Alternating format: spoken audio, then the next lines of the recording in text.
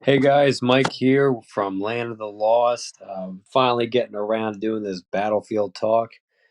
I really took some time to soak this game in a little bit here. Uh, since its release in November 2021, it was really it was rocky. It was really rocky. Previous gen PS4 and all that. That's where I played it, and it was just a mess. It was terrible. It was practically unplayable. I did get really far as like leveling up and all that, but I had like grind through like the bugs and the rendering issues and the graphical issues. You know, for anybody who played Battlefield 2042 on release, you'll know what I'm talking about. It was rough. It was really hard. It was just a nightmare to play. But within the month, Dice had sent out an apology letter saying, "Hey, listen,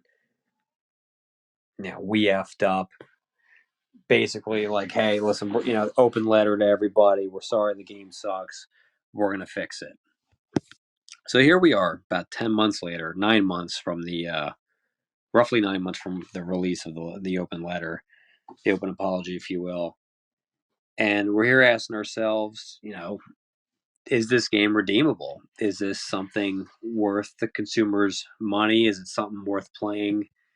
And the truth be told, the answer is kind of a mixed bag. On one hand, you have improvements, and I'll go over them a little bit. And on the other hand, it's I guess a excuse me, I guess that's a matter of opinion at that point. But let me go ahead and dive into this. So one of the things, I'll go into one of the better qualities first. One of the qualities that I really liked, and this was more for for starting out players, for people just getting to know the game, whether they're a returning Battlefield player or just a new player in general. They had from the get go this single player co op versus AI mode. I'm going to stop right here first and foremost and say that is probably one of the most um, redeeming qualities of this game. They actually allow you to take a step back, mess around with the guns a little bit, mess around with the vehicles, and try to see if you can get. For me, it gives me a feel on the different weapons, and I'm able to test out my skills against the bots. And once I'm comfortable with the bots, move on to PvP. Typically, I jump into PvP flat out. Like I could just go ahead and go. But if I'm trying out a different build, say if I'm using an LMG rather than an AR, I'll go into the bots just to get a feel for the recoil and all that. So that seems to be more or less the same since release. I have to say, I really enjoy that either way. Um, I've noticed that we've kicked off with seasons. Currently, Battlefield 2042 is in season two. There's a bunch of rewards. Of course, if you dump a little money into it, there's more rewards, just like any other game. But it's nice to see that it's keeping it fresh, if nothing else, with some new content. As far as story goes, I guess this is a con. There really isn't one. There's like a vague mention of these weather storms in the lore where it's messing up the planet. A lot of people have been displaced, which is where you have like the player characters.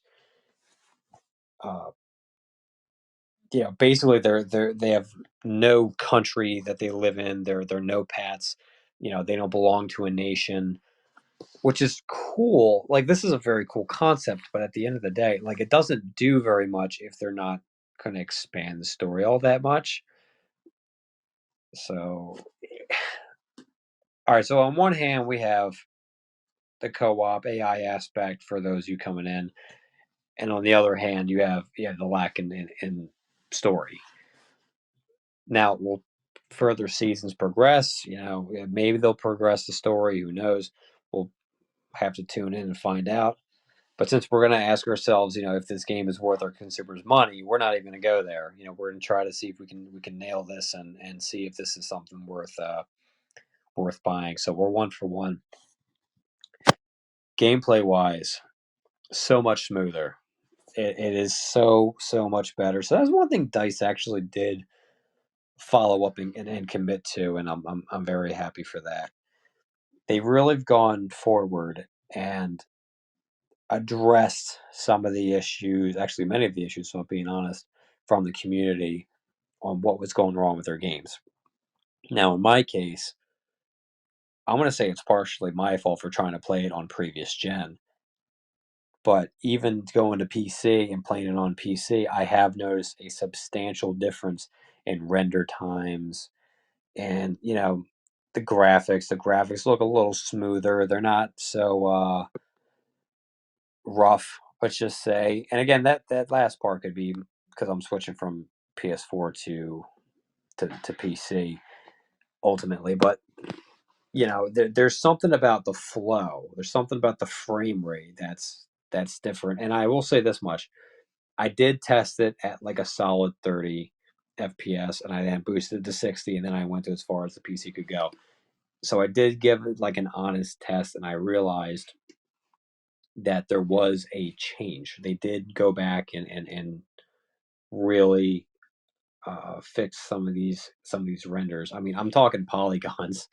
When this game released, and now when you come in, it's smooth. It looks great. Your VTOL comes down. You drop in with your team, and that's probably one of the coolest things I've seen from Battlefield in a long time is the whole intro animation when the fight first starts, when the match first starts, and it's really neat. It was fresh, you know. I guess that's another point we can give it. Another thing I wanted to go over was this isn't so much a pro or a con, but I've noticed like this game is kind of a call to form for Battlefield. With Battlefield 1 and Battlefield 5, they came off more of an anthology, albeit very good anthologies, but they weren't Battlefield 3, Battlefield 4 era Battlefield. And I don't know about any of you, but that's when I came in. I came in Battlefield 3, and it was the hypest shit ever. Like, it was like the game to play with your buddies. You could squad up, jump in vehicle. You went nuts. So, in a way, it is a call to form, and I think it's a good thing that we are starting to see a bit of an improvement on this. So let's see what else we got here. I mentioned new content. They got, like I said, they got season 2 rolling out here. Rolled out, I should say. It's already out.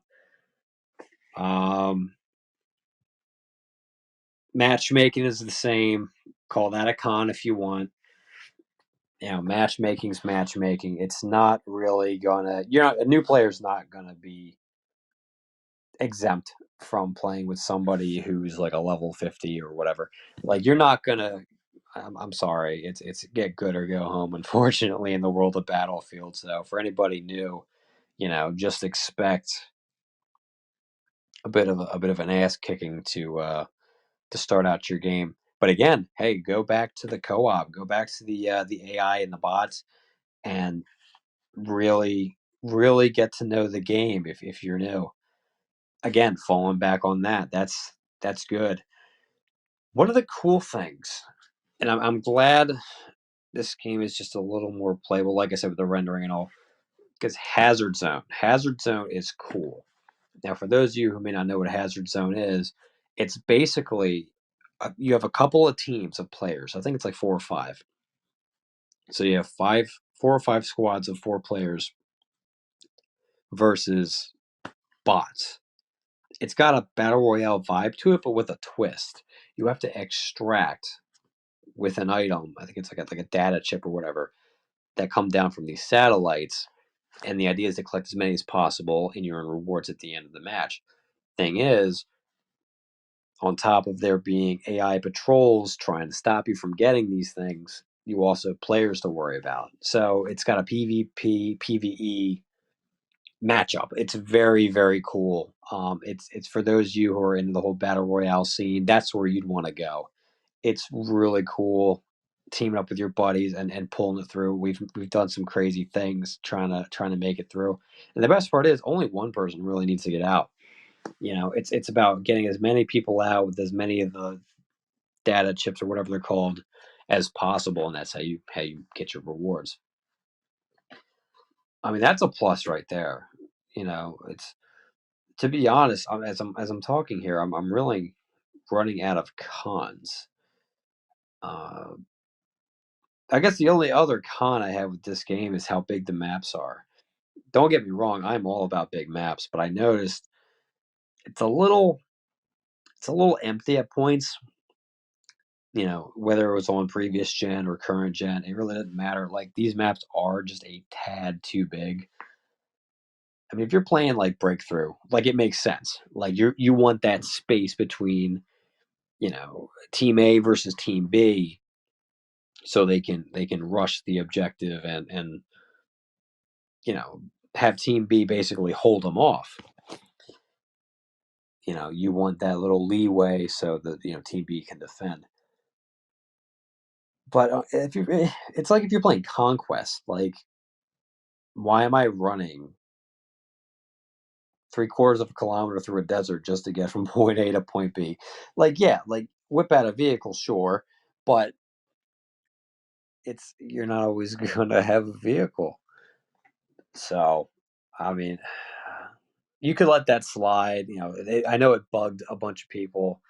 I think there's a whole bunch of people honestly that complained about the map sizes. All right, so let's recap. So you got an awesome. I'd almost want to say offline co-op slash single player versus bots mode, right? You got Hazard Zone for people in the battle royale, in the PvP, PvE. The frame rate is fixed, the rendering is fixed. Looking at the cons, maps are still stupid big. I know I mentioned one more, but I can't really even think of it. Like these cons are so small. Like these negative things are not that great. I mean, sure, you can say, oh, well, it's not like Battlefield 3, it's not like Battlefield 4, but realistically, you almost can't expect it to be. It's going to be its own thing. I didn't bother mentioning the class system because I really didn't think it was anything worth. It wasn't really a pro or a con, you know, because unlike previous games where you were kind of an unknown soldier, you were just kind of a soldier. Now you're playing as these specialists in a Rainbow Siege kind of way. I don't know. It was weird when they did it. It's still weird now. But at the end of the day, like these are characters with perks, and you can use them. Like one's a medic, one throws ammo, one throws whatever. Like there's one with like a wingsuit, which is cool. I'm not going to complain on that. That's more of a preference. You still get to choose your weapons, your loadouts. Like everything is still the same. It's just now you're playing as a specialist, basically. Um, Frankly, I'm not going to complain on that. I like playing Angel personally, Angel and Dozer, because let's talk about Dozer. Dozer's shield is nasty. You ever have like two Dozers rush you at once? It's a bad day.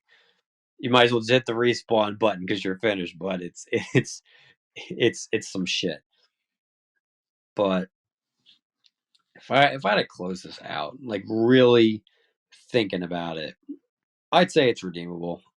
If for anybody who may be skeptical on Battlefield 2042, I would give it a little bit of time just to see what happens. But for anybody looking to jump on board, I don't think this is a bad title. I think this game got a bad start. And honestly, at this point, I'm going to blame that on EA at this point. Not to sound like Carl all too much, but at the end of the day, like it's not like these game devs have unions. They're pushed, they got deadlines, and it's a recurring theme. We've seen it in Cyberpunk. We've seen it. Oh my god, we've seen it in so many titles recently in the past few years, where they're just trying to like shell out these games, and it's just not working. They're like half baked products, and it's terrible. But for what it's worth, Dice has come around with a sincere. I did think the apology was sincere. I do believe it was sincere. So they came back around with a sincere apology, and they've spent the last 9 or 10 months, give or take, working on fixing their product, and that's respectable. Should it have been a finished product when it came out? Yes. Is that going to happen? Well, no, it didn't. At the end of the day, these devs are people too, and frankly, I have no problem giving them the benefit of the doubt. I have no problem waiting a little bit just to see if the game improves. And it looks like, based on what I've seen and just by playing the game a little bit, it has improved. It's nothing like it was 10 months ago. It's nothing like it was 5 months ago. It looks and feels cleaner. And they're still throwing out content. They're doing the seasons, like I said. So, grab your buddies. If you haven't tried playing it, give it a shot because I think we're in the all clear. But, guys, I'm going to leave you off on that. This is Mike, Land of the Lost, signing off.